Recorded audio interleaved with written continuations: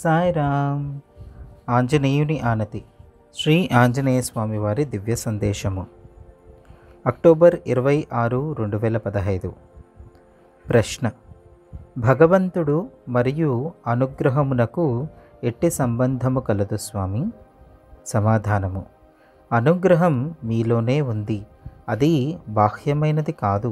అట్టిదే అయితే నిరుపయోగమే. అనుగ్రహమే ఆత్మ. అనుగ్రహం ఆత్మ యొక్క గుణం కాదు, ఆత్మ యొక్క స్వరూపమే అనుగ్రహం. ఈ అనుగ్రహ శక్తి విలాసం నుండి ఎవ్వరూ తప్పుకోలేరు. ఈ అనుగ్రహ ప్రభావం వల్లనే మీరు భగవంతుని స్మరించగలుగుతున్నారు. మీకు ఆత్మను తెలుసుకోవాలనే తపన కలుగుతుంది.